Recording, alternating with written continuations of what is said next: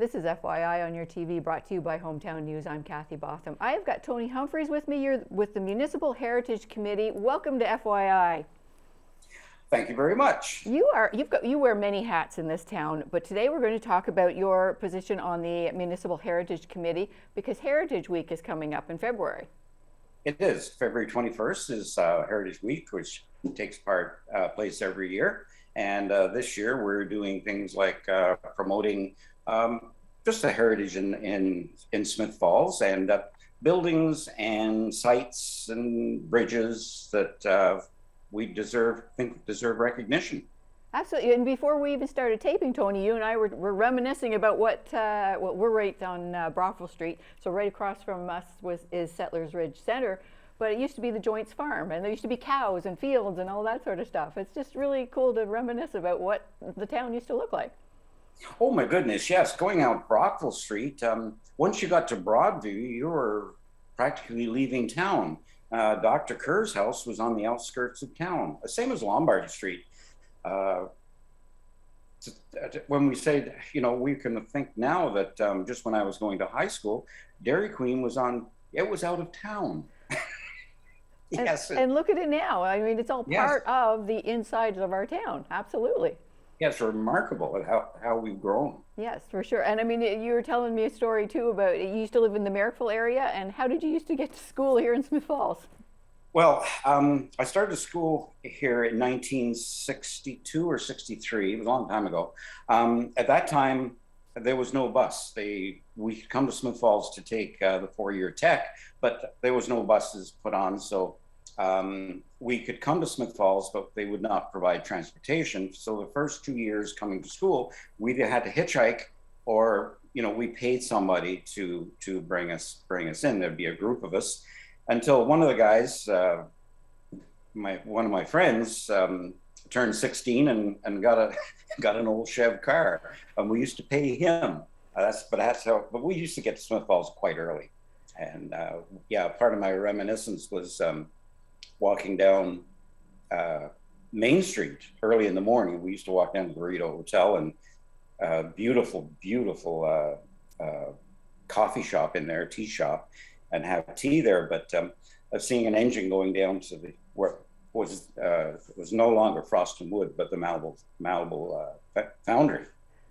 Okay, and we talk about you being on the Municipal Heritage Committee. Is it people you want to bring stories like this to the committee? How does the committee work? Well, what the committee does, it's a committee of council.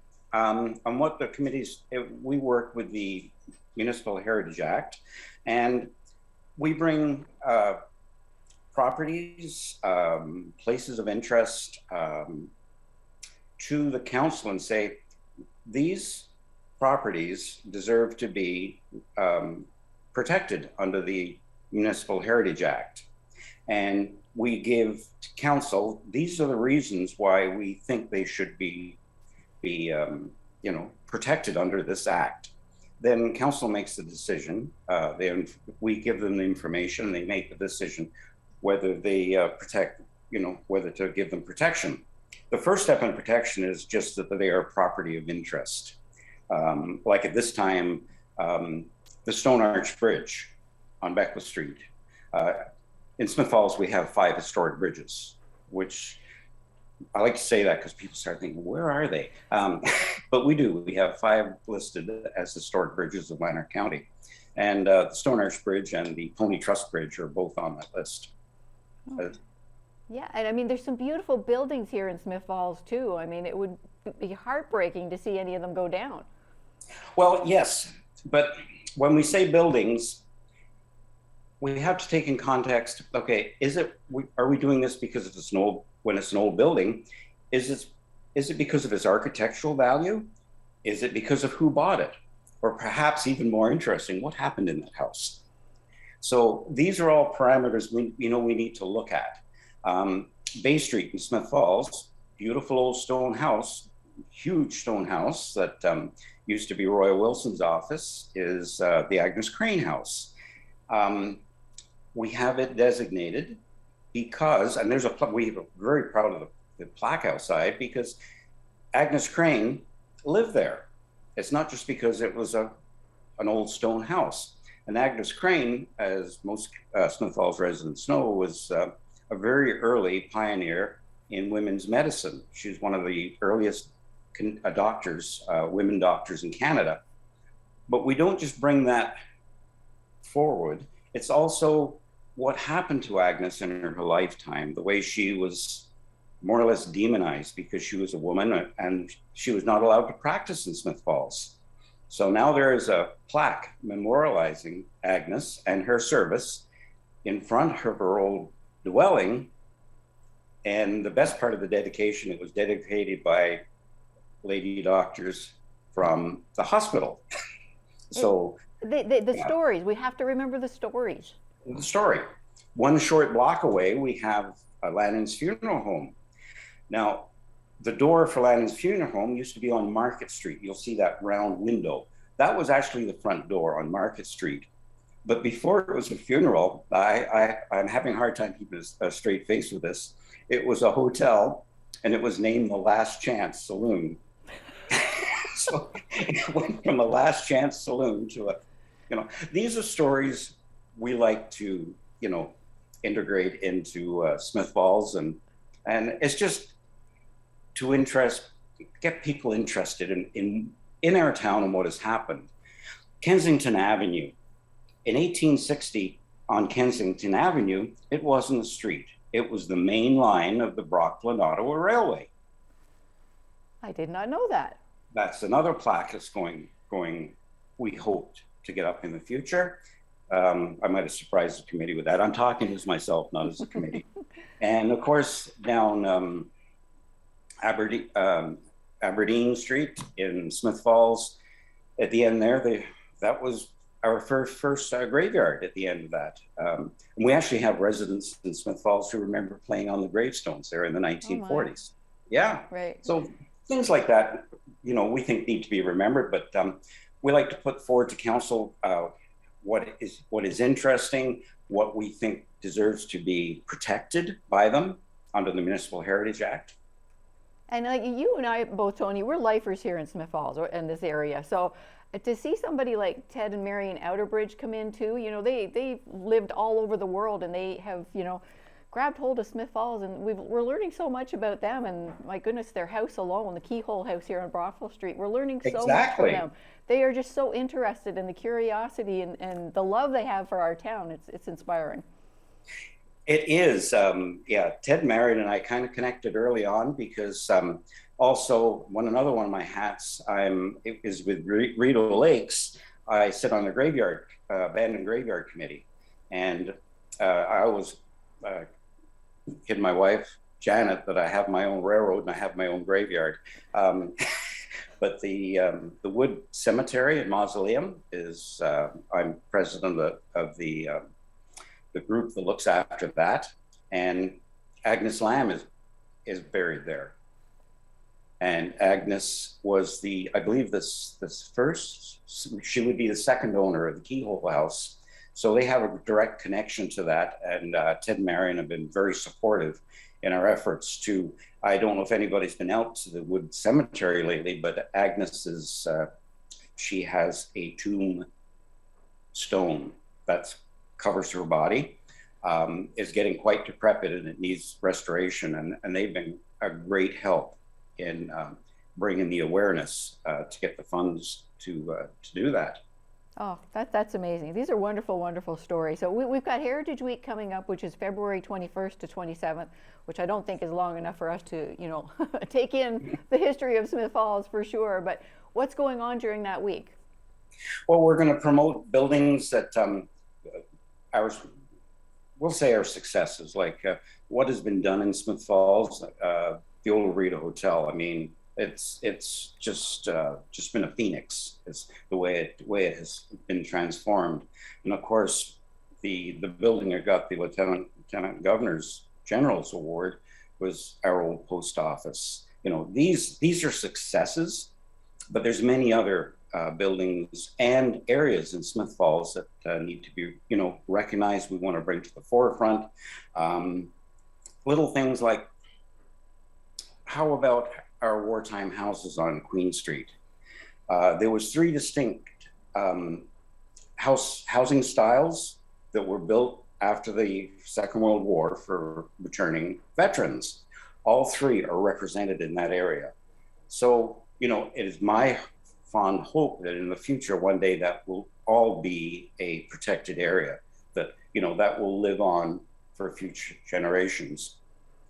As we know, buildings, structures, sites, they can't speak for themselves. So it's up to us to speak for them.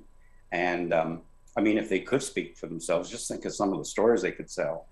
Probably be some pretty good books. Absolutely. And it's like we say, you know, we're not just talking about buildings now, we're talking about what the stories are and what happened inside them and the people that live there. Yes, exactly. And you're their voice. You're their voice, really. Your committee is their voice. I guess we are. Yes. You know, sometimes we talk too much. I mean, I've been told stories like years ago of when they started doing excavation for, I believe it was Roosevelt Street, they actually found a burnt cross at the top. So that puts us back to a whole nother era, and that, you know, why would that have been there? But anyway, if you read the Smith Falls book, Glenn Loughran's book, you'll find out. Oh, there you go. Excellent. So Heritage Week is February 21st to the 27th. So more details, we'll find more stuff online, on Facebook, that sort of thing? We will. In fact, actually, we're having a meeting tomorrow to get some strategy about what we're going to do, but it will be a promotion of Smith Falls and the history. Excellent, excellent. Well, yeah, while I have you here, tier two, Tony, can we talk a little bit about? I've got to congratulate you for the Railway Museum of Eastern Ontario. I mean, you know how much I love Christmas. Your North Pole Express. My goodness, what a success during a pandemic for the children of the area. Well, thank you. We threw it together quite quickly. We would have gone further, but as the latest variant of COVID came in, we still could have done two other weekends, but in conversation with public health, they said it might be a good idea not to. So for just general protection, we knocked off the last week of it. But yeah, we had great response. We only used the one caboose, which was different, and the one little engine. And you were there the whole time because you were driving the caboose around. The children were able to come and visit Santa Claus. They got on the caboose. They got to travel with some of Santa's elves, and it was just, I mean, I'm 60 and I loved it. So I mean, the children had a great time. Okay, we're looking to replicate it this year, and we have some other things planned too. We're trying to formulate, and if we're allowed, you know, when we get the allowance to open up, we want to be ready to go with a bang. One of the things we hope to have done by this year, one of the problems we've always had, Kathy, at the museum is that we're not able to, anybody who's handicapped, we can't get them into a 80-year-old caboose because there's just not the room. But we have one piece of wheeled equipment on the property. It's quite low.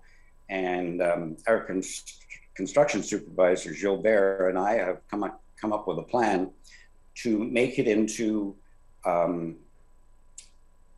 something that will be able to transport somebody who is handicapped.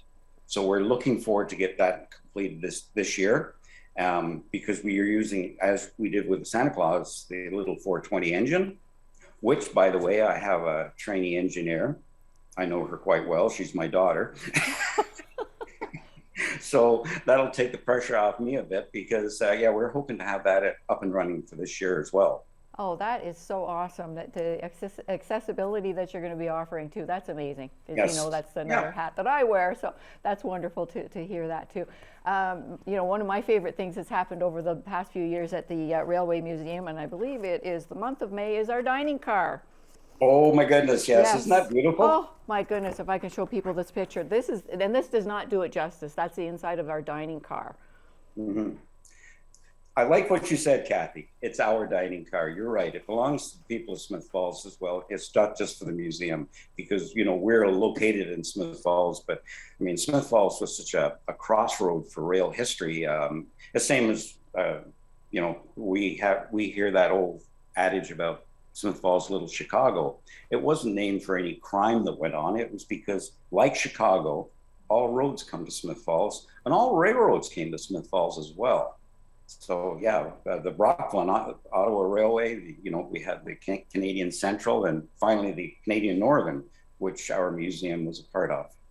Excellent. Oh my goodness, I'm so excited about this. It's just a beautiful car, and like I say, this picture does not do it justice. You guys did amazing at renovating and putting it back together. So it's very exciting, very exciting. It's well, we have a new program supervisor this year, and she is actively promoting it for weddings, small meetings, etc. And yeah, we're looking for big events. We hope to jump off with a bang this year. Yes, let's hope we can open things up again too. Things are looking bright, I hope. Bright as the day. Let's say it's That's going to be right. as bright as the day. That's Yes. right. That's right. Well, thank you very much for joining us, Tony Humphries. Many hats. We started talking about the Municipal Heritage Committee that you're on. Heritage Week is February 21st to the 27th. You're also with so many other places, but one place I love in particular here in Smith Falls is our Railway Museum.